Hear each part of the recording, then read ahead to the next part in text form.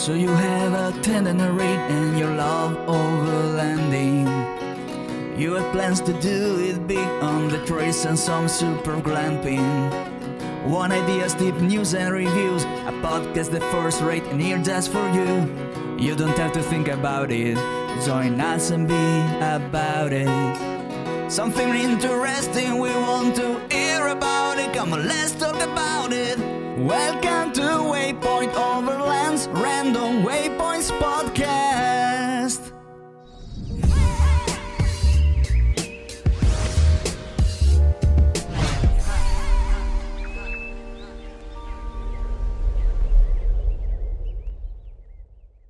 Sponsored by Midland, communication for every adventure, the industry leader in radio communication technology and innovation for over 50 years.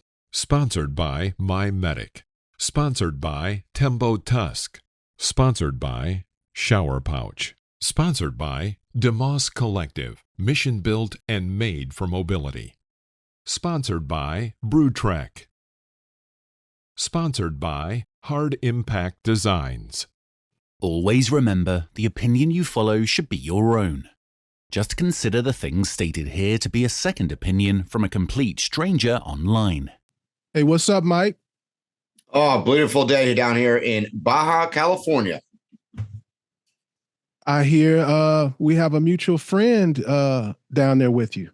I am camped here with a bunch of people, one of which maybe some of our listeners out there might know, which is Sir William Goes. Ooh, shout out Sir William. Came in here yesterday. I've been hanging a little bit today and going to meet him. Unfortunately, the podcast here going to be a little short because I got to ditch out to meet a bunch of people for dinner, including Mr. Will. All right, you got to keep me posted on that. Okay, I'll give you a countdown clock. You just put it right here. I got a question for you. And yes. What it stems from is, did you hear about, you probably don't keep up with news in my state, but just about 20 minutes away, a lady was attacked on her bike by a mountain lion. I actually saw that. I did see that. I was just wondering in your travels, because you know you're in remote places, you've been all over the world. Do you consider animals? Do you consider animal attacks? Well, I'm getting ready. It's funny you say that. I'm getting ready to do the Cape Loop of the Baja Divide on my bicycle, which is essentially a 2-week off-grid, living in a tent bicycle ride, 250 miles. And I am extremely cognizant of animals, particularly at this time of year down here where it's getting hotter, of rattlesnakes. So I did a test ride today with my buddy Eric, and we saw 2 snakes on the road today. So they're starting to come out. So I am, for those of you that know me out there, I really am petrified of snakes. That's the one thing I don't like. But it's funny you say, mountain lions are down here as well. And I've seen a couple, weirdly enough, I've seen a couple in the middle of the day across the road. So I think that you definitely got to know about your surroundings. It's like, you and I have talked about this before where like, look, if you're hiking in Montana or you're up in Wyoming or you're in Yellowstone or wherever, I mean, hell, there's like grizzly bears and mountain lions and shit. I mean, we hear about like people doing stupid things and getting charged by buffaloes and bison and crap, So, I mean, I think animals are definitely a concern, even if you take it from the other level. Look, I went to San Jose del Cabo, which is really, honestly, is only like 32 miles from where I'm camped on the East Cape here, but down a dirt road, though. So it takes about an hour and a half. And I mean, there's cows everywhere. And you go along on the motorcycle, as an example, and you got to be conscious of this because the cows, you don't know what they're going to do. They stand there in the road and they don't move until you're 20 feet away. And then all of a sudden they decide to move. So animals are wild cards for sure, no matter what you're doing. Well, I saw about the animal, the cougar attack here, and that's literally about 20 minutes away from me. Right. On top, Which is a populated area. right.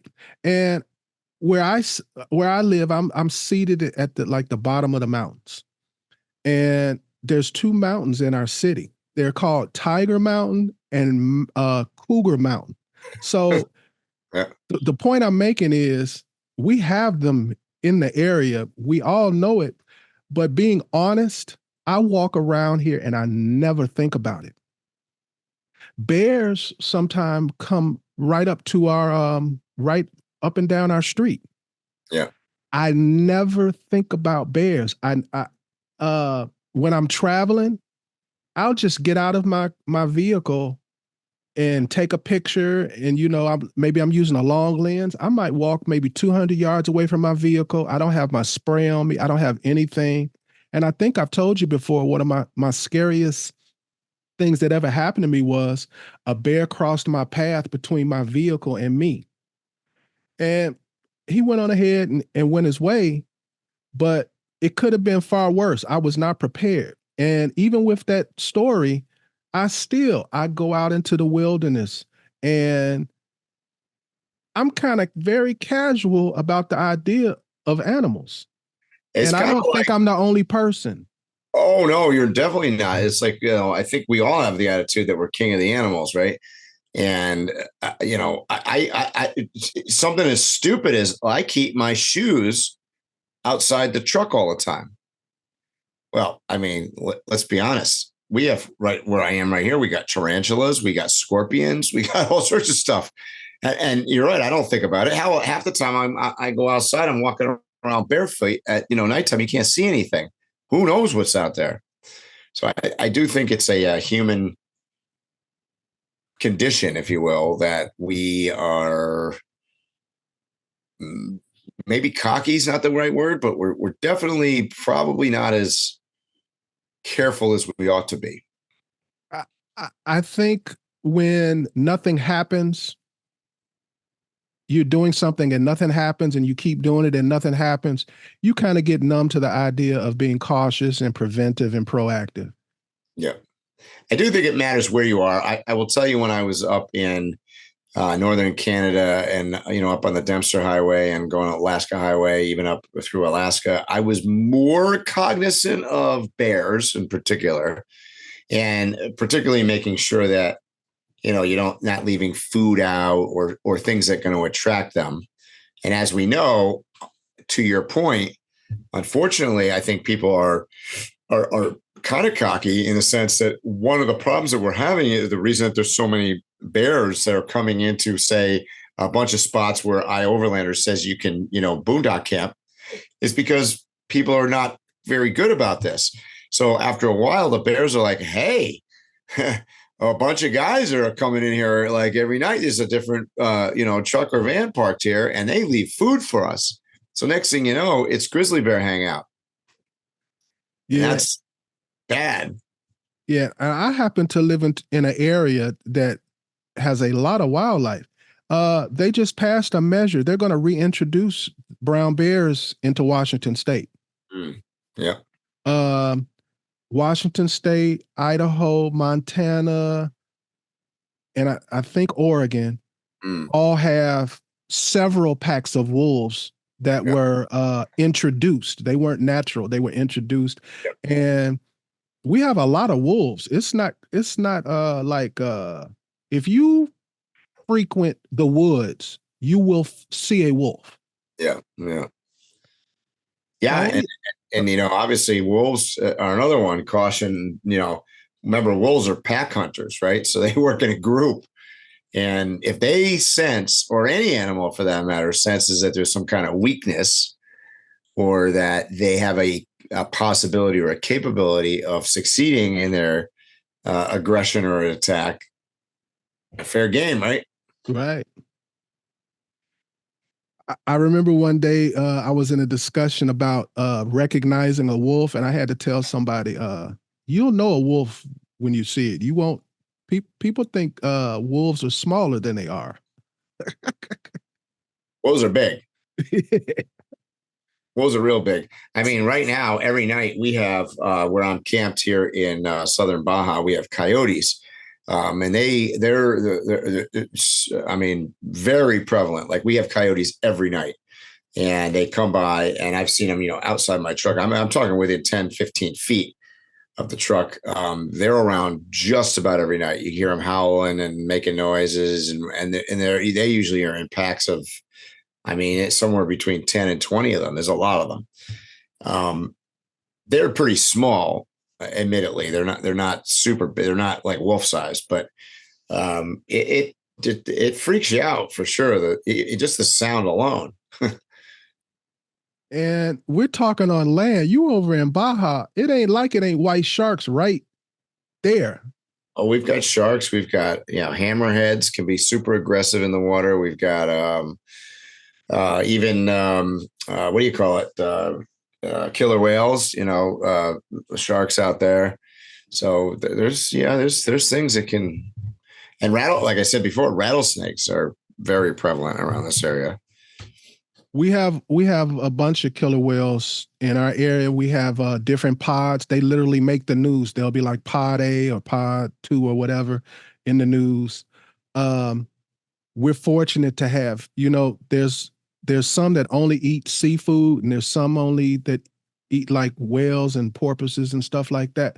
We're fortunate to have the ones that eat the seafood. Yeah, good.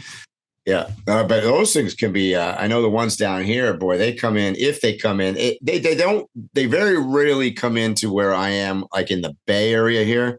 But if they do, I mean, they could turn their water red. They literally kill everything that moves. Like, I mean, everything. They go after the sea lions. They go after.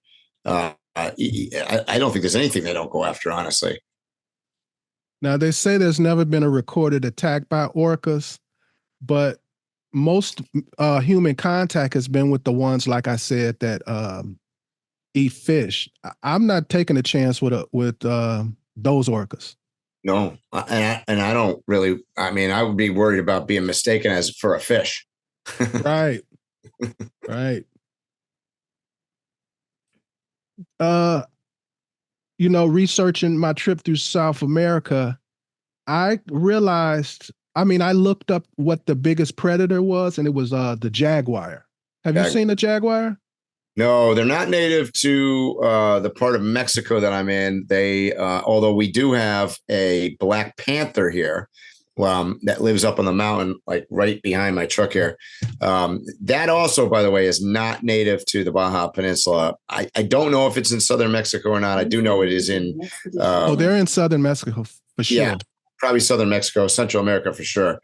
Not native up here, but it was probably released by somebody that has a pet, or who knows, a cartel guy or something. But obviously it's really just a similar creature to a mountain lion.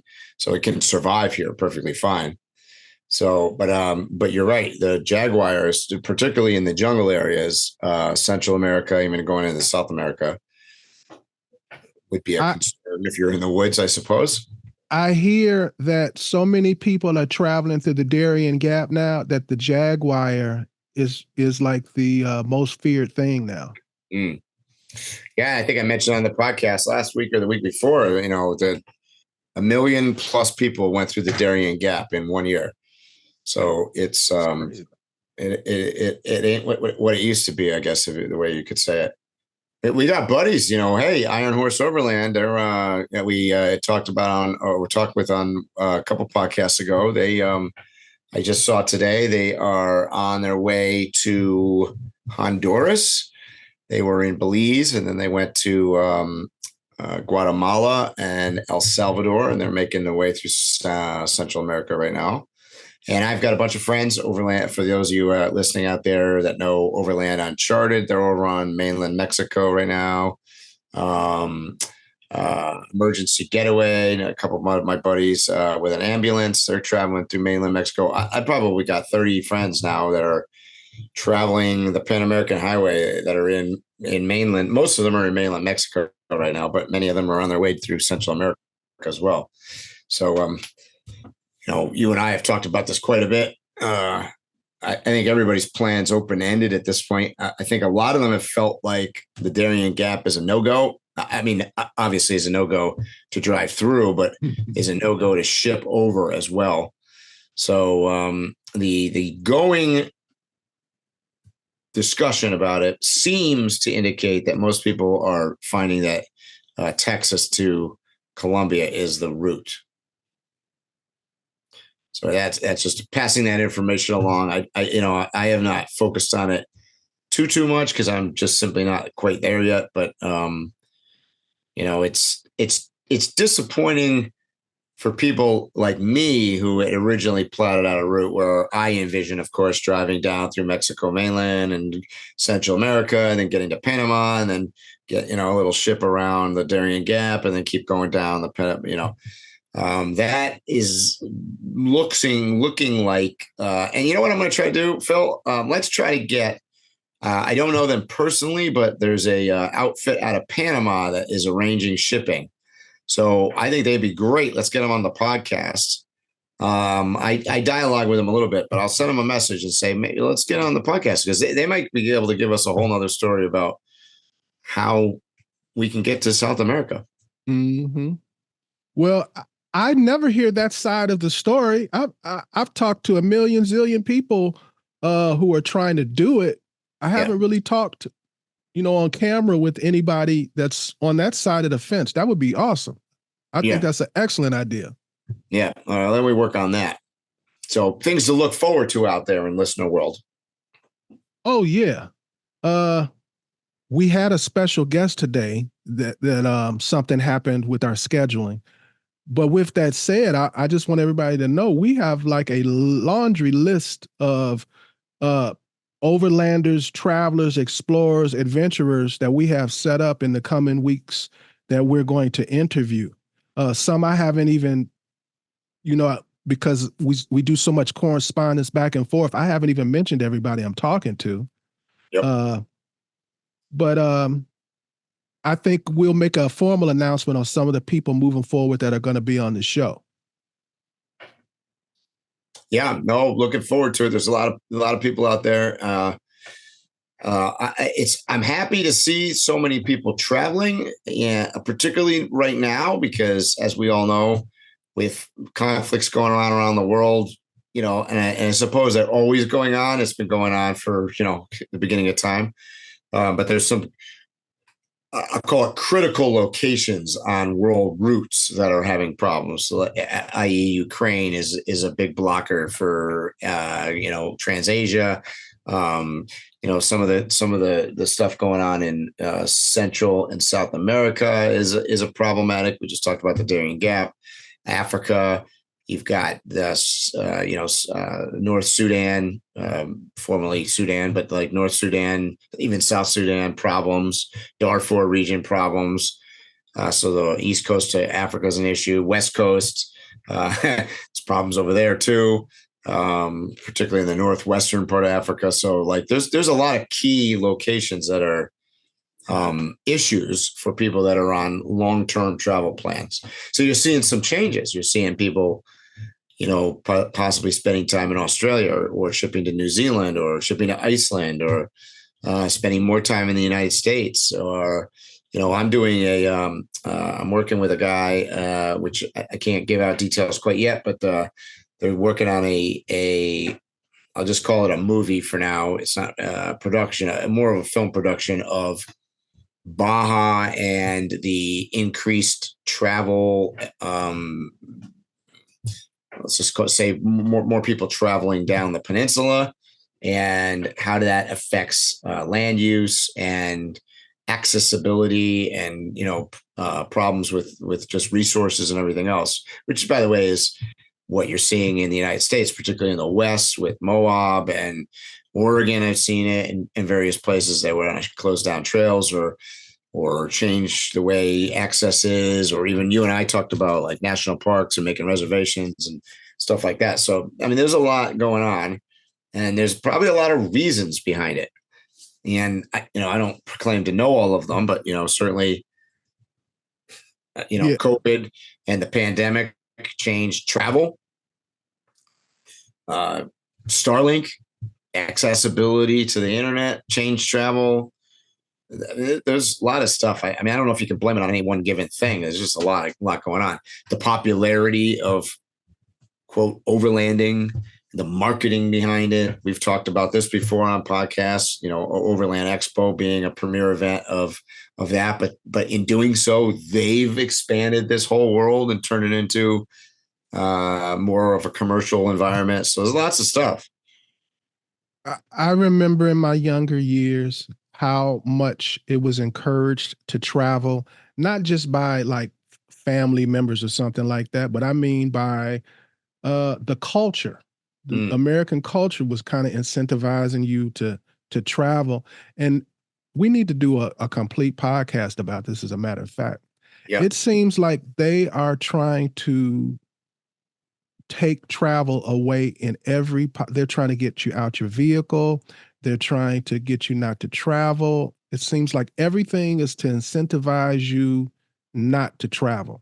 Like, for instance, it's not unusual now to go in a neighborhood and not just see a no parking sign, but no vehicle with this height or with tents, or they'll basically be saying nobody in an overland vehicle can park here overnight.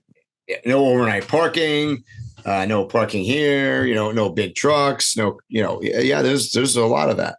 And by the way, it's not just America. In Africa, use Africa, East Africa as an example.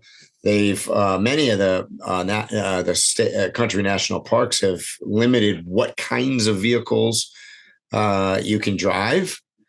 And I'll give you an example. My big truck here can't go into like Amboseli, can't go into Serengeti, can't go into Ngorongoro Crater. There's a bunch of places that I can't go because the truck doesn't meet the requirements for that park. So, and you were mentioning how COVID helped a lot of people get into travel and everything. I've been keeping up with a lot of the stuff, like, for instance, real estate. You probably know this way better than me, but there are a lot of big real estate groups that would never normally consider partnering. They are considering partnering to become a super group, so that they can go to companies and literally pay the company to come rent from them. Yep. There are being subsidies talked about for companies that can get their employees to come back and work in buildings. Well, I would venture to say maybe 50% of the people out there on the road right now are working remote. Yeah, that's how it might even be more than that. Yeah, I agree. There's a lot. There's definitely a lot. And the impetus is to try to get them out of their van, let's say, and back into the office building. Definitely. Yeah, because it's been like a butterfly effect. They're not in the buildings. The real estate is just sitting there. So there's no tax base in major cities now, or it's not what it once was. So it's a lot of people that are incentivized to get you back in the office. Yep. Yeah, I would agree with that. The commercial real estate market, U.S., world, or even worldwide, is not great. A lot of vacancy. The vacancy rates in downtown, particularly in office buildings, is higher than we've ever seen. It's difficult, and as you and I have talked about on other podcasts, U.S. is in a particularly precarious situation because our manufacturing has largely been pushed overseas. So now you've got all of that also is sitting around being idle. And, it's one thing if you had all your office buildings vacant, but now if you're not making anything either, all of a sudden nobody's doing anything. So it's tough. I swear I was trying not to get political. I swear, Mike. Welcome. You brought up manufacturing, and it really pisses me off. Not just the basic idea that we don't really have a strong manufacturing base here, but everybody acts like it's almost the most impossible thing to restart. Our economy would grow from the simple fact of building back that infrastructure. It would be jobs to rebuild that. You get what I'm saying? There's no downside to rebuilding our manufacturing. No, but a lot of that, we got to remember, like I got an email this morning from, I'm not going to mention the name of I'll call it a political action committee or whatever, but I got an email this morning, like, send your, money or sign off on this. We want to send this to President Biden to, encourage more green initiatives and, a bunch of mostly environmental controls. The problem is that environmental controls is kind of a code word, and and it was going on and on about like essentially we're destroying the planet, and it's only got finite resources for us, and eventually we're going to make it inhospitable and blah blah blah. But the problem is. And here's my, everybody come at me. You can just throw me under the bus because, nobody's going to agree with me. But let's be clear on this. And I think I may have said this before. Like, we are not destroying Earth. We are not destroying the planet. The planet is going to be fine. Earth is going to be fine. Okay. We may be destroying the Earth that's going to sustain us. Yes. So there's a big difference. And when they start giving me the, we are going to destroy Earth and it's going to be the end of the world. No, it is not going to be the end of the world. It might be the end of us. But the Earth could increase by 100 degrees and it's still going to be here. And by the way, at some point in history, the Earth was 100 degrees hotter than it is now. And people, we weren't working around that, but it was 280 degrees out. Earth was fine. So let's be clear when we talk about this is that we're talking about us, right? This is a selfish thing. It's all about us. There's a big difference there. I'm in 110% agreement with you. I mean, this is a story that's been told over and over again with a different apex predator and a different supreme species. Yeah. Where I'm going with this is that, the problem is that, you have to have some kind of moderation, right? So clearly, I don't know that there's any one of us that want to destroy the planet to a point where we can't survive. Like, I don't think anybody is looking for that, right? Like, so let's be clear. I don't think anybody's trying to do that. There's different means and different theories and, a disagreement on what we're doing, but there has to be some kind of moderation. So, it's like, okay, if we switch all to electric cars as an example, okay, we're not drilling oil as much and we're not shipping pipelines out of Alaska and we're not, but we're making lithium strip mines and we're doing, and we have a waste problem with batteries. And so there's just, you get to pick your poison, right? Like pick your poison. So, I mean, I'm a huge fan of moderation. So I think you should be trying all of them. I think if we could invent a way that we could run all of everything on water, because we have unlimited supplies of water out here in the ocean, we would be better off. Clearly, if we could just suck in water, use it as power, shove it back into the ocean, keep going around in a circle, perfect. But we're not really there. Should we try? Sure. But while we're trying, particularly if you're talking about countries, and we're talking about the United States, like to be energy independent is the king, right? Like you're going to be at the top of your food chain. I saw an interesting thing I hate to say it, on TikTok the other day about like, America isn't the number one country any longer. Like, it's not the greatest country. This was a thing on TikTok I saw. It's not the greatest country in the world. And then the guy proceeds to explain to you that we're number 5 in this, number 12 in that, number 47 in this. And, you could talk about all these things. And when it comes down to it, I think the only 3 things that we were tops in was, who knows, they were bad things, basically. Debt. Yeah, debt. Yeah, debt. And I don't know, whatever. But my point of the whole thing is like, yeah, because you have to focus on everything. So, you have to balance national parks with oil. Do you know we have more oil reserves in the United States than any other country on planet Earth, including Saudi Arabia and everywhere else? We actually have, we could sustain the world out of the United States. We're just not willing to do that. I know, because wasn't it just a few weeks ago that they reneged on something where we were going to export oil and now we can't, which is crazy. Right. And that goes back to the reason that we don't manufacture is because typically things cost a little bit more. Labor certainly higher, but like everything costs a little bit more. Well, that's because we're not manufacturing and producing the energy, because it usually starts with energy. You can't do anything without energy. Can't have a factory. You can't build a car. You can't do anything. So because we're energy reliant is where the problem starts, right? And that's a whole other topic. Obviously, we're way off. I guess that's what we do. We go off tangent. But well, I think energy is probably, whether they realize it or not, the biggest issue moving forward for travelers. Mm-hmm. Yeah, I can't think of anything more. Nope.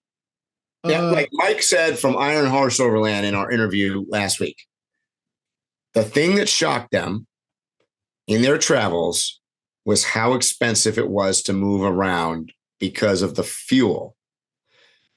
And I'll take it a step beyond that is if you're buying eggs or chicken or anything else, whether you're in Mexico or you're in the United States, the cost is largely based on the energy that it takes to produce it, move it, store it, feed the chickens, whatever the thing is. But like, it's energy, it's behind everything. And without that, so I agree, that's the biggest thing. And energy is directly relationed or in a direct relationship with land and land use, because energy comes from land, right? And our fight is always over land use. Can I four-wheel there? Can I hike there? Can I drill oil there? Can I, it goes on and on. Can we strip mine and make lithium batteries? So all of this it's a combination of land and energy. And as travelers, those are two things that we're super interested in, right? Is land and energy. You're not going anywhere without energy, and you're not going to visit places without the land there. Well, I don't think that any of these issues is hard to solve. It's just that it's all about money and its agendas. If the powers that be simply had one ideology, and that was simply, we're going to do what's best for all of us, the answers to almost every question is very easy. Well, so here's the problem, though. What you just said is the problem. Because I think when you say we're going to all do what's best for us, all of us. Yeah, but that's where the disagreement comes in. So you're going to have some people say that what the best is for us is to drill no oil, use no oil, because it's going to kill the ground, or it's going to leak, or whatever the theories are on one side, and then there are a group of people that I don't want to say they want to send us back to the Stone Age. They do. It sounds like it, though. I don't think they do. I think they just don't understand the principle. Like, I have friends that are firm, ardent believers in, a bunch of stuff. And I'll ask, let's take what? Somebody says to me the other day, down here, walking along the beach, I'm not going to mention names. I'm not going to say what their political affiliation is or where they lean or whatever, but there's there's a whole mess of puffer fish. There's all sorts of puffer fish dead on the beach. There's all these things. Blah, blah, blah. Anyways, long story of it, there's a bunch of stuff dead on the beach. Same person tells me they love shrimp. Okay. And, and we had this big conversation about respecting, food sources and healthy eating and respect for the environment and whatever. Well, I got news for you. shrimping is one of the worst things for the environment or from the ocean perspective. And the reason that you have all these puffer fish up and down the beach here and all these things are going because the trawlers, they bottom drag for the shrimp, kills all these things. They die, they float to the beach.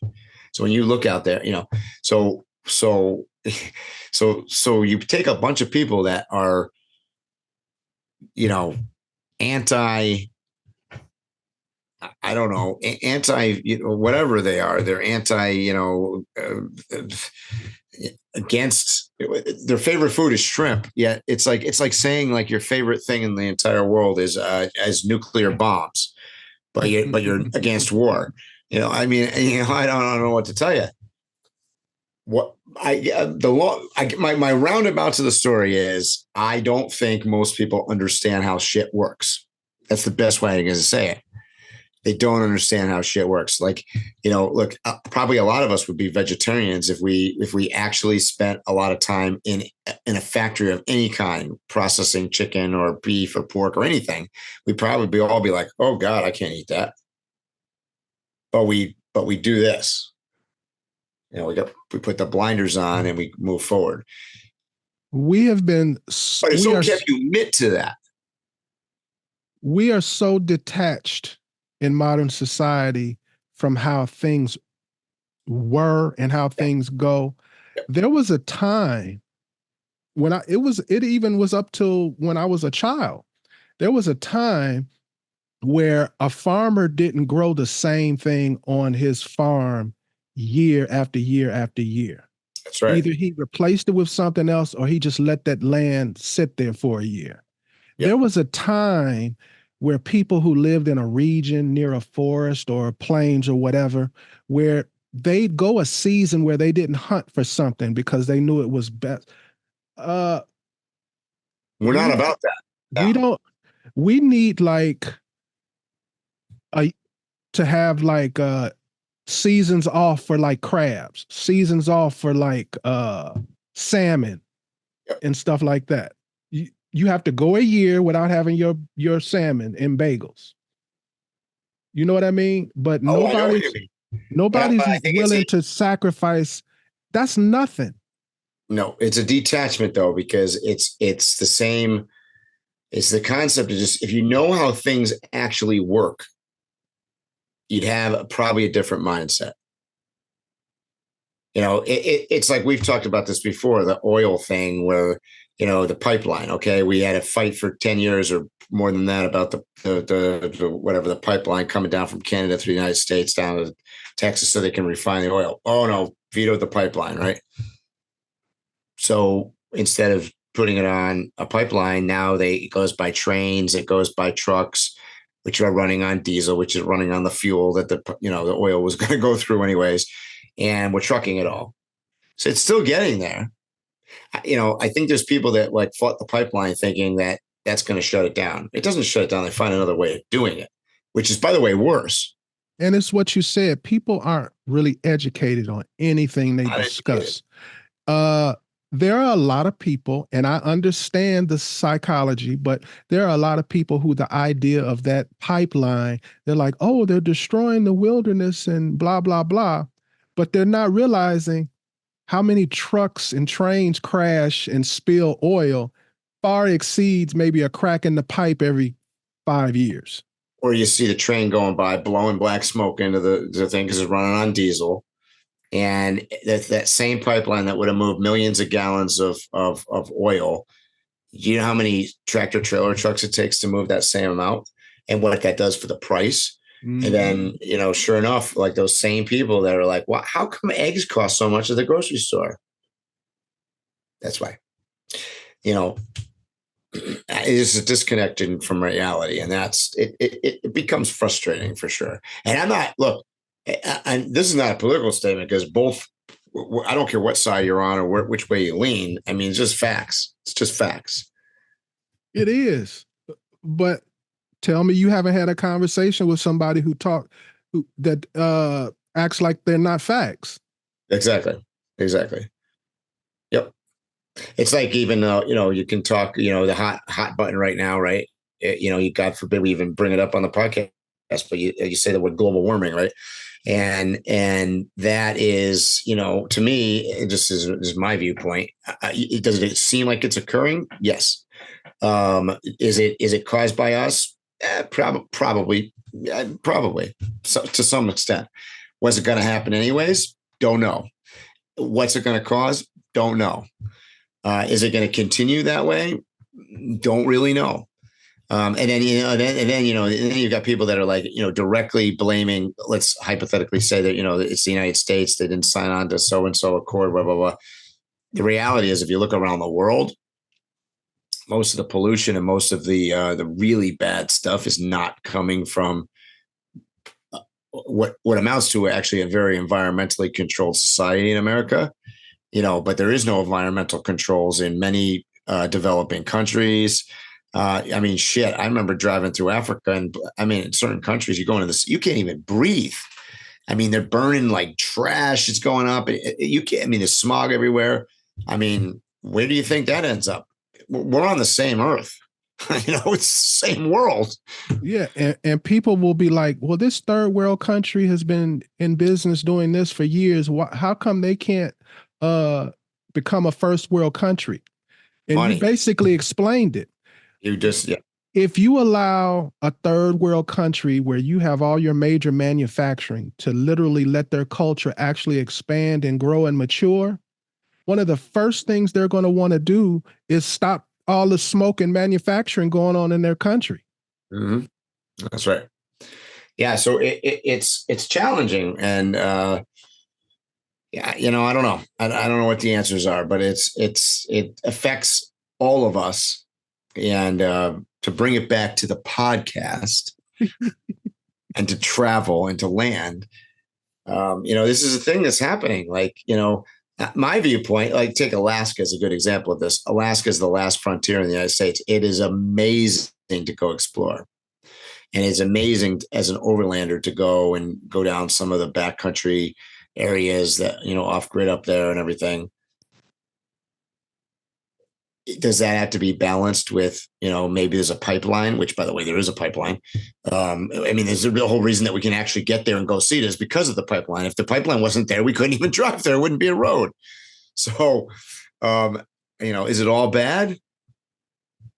I got if I want to drive the Dalton Highway, I got to have fuel. That's the bottom line. You've been there. You've seen the pipeline. Mm-hmm. Yeah, it's an ugly thing. Sure. But it's one pipe by itself. One pipe. And then you got the rest. Dug in, like most of it, like if it ever leaked, it's in like a trough, and it's like, it's got like, there's controls. It's not like wild. It's not totally the Wild West. It's got shut off valves. And I don't know. But you have the whole rest of Alaska. Mm-hmm. Why are you freaked out about this one pipe? It's not even that big. No, it's not. Nope. Every single person that's van lifed or overlanded up the Dalton Highway is only been able to do that because that road was built for the pipeline. No question. No question. Just checking. So that's just the bottom line. But there's still so much of Alaska that you can't get to unless you're in a boat or a plane, and not just any plane. It's got to be a it can land either on water or land on a friggin' little sandy strip in the middle of somewhere or whatever. Yeah. Yep. So I appreciate it. And it's a reminder of history, why it was created, why they picked it to run down that particular part. Why isn't it closer to the coast? Why is it inland? It's all interesting history. Yep. Agreed. Mike, all right, well, I know you got to go. Podcast ever, because I actually have to go to dinner. I want a full report and some pictures of the food. We will do that because it's going to be good. It always is. It's Mexico. Food's always good. Always a good time, Mike. Let's We've got some schedule with some special guests coming up, and we'll get the schedule right and we'll get it all out there to you guys.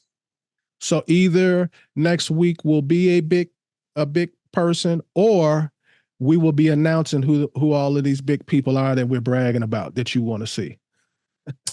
That sounds like a good plan. Anything else you want to say, Mike? Nope. Get out there and adventure. Just do it. Don't get ready to get ready. Do it. I love it. All right. You know what I'm going to say. Stay safe, tread lightly, and hopefully I'll see you here or on the trail soon. You have been listening to Waypoint Overland's Random Waypoints. Like, subscribe, and stay tuned for more.